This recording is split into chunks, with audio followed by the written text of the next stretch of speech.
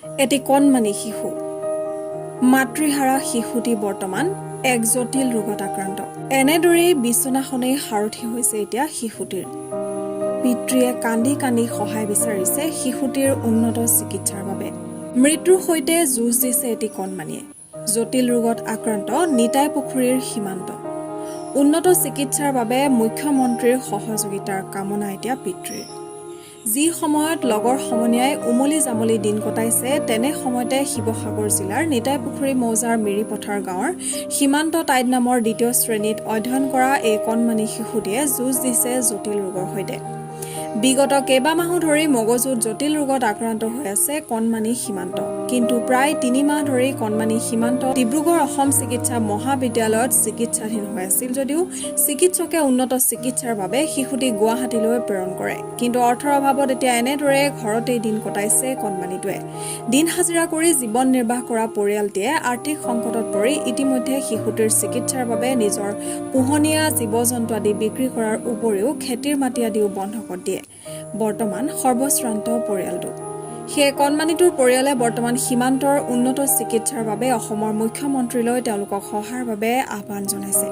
ইয়াৰ উপৰি কোনো সদাশয় ইচ্ছুক ব্যক্তিয়ে যদি কণমানিটোলৈ সহায়ৰ হাত আগবঢ়াব বিচাৰে তেতিয়াহ'লে স্ক্ৰীণত উল্লেখিত মোবাইল নম্বৰ অথবা বেংকৰ সবিশেষত যোগাযোগ কৰিব পাৰিব। ডক্টৰে কৈছিলে শ্বিলঙত মই গুৱাহাটী লৈ যাব, পইচা পাতি নাই।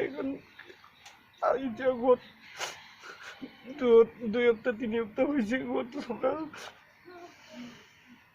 ল'ৰাটো চেহেৰা চাই মানে মনটো বেয়া লাগে।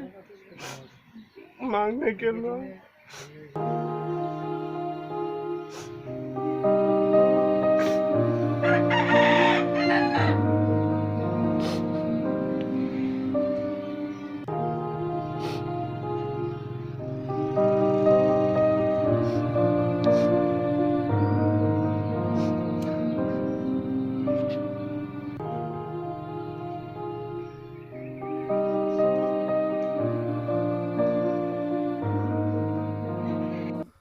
এইখন হ'ল এইজনৰ সীমান্ত টাইড ল'ৰাটোৰ নাম।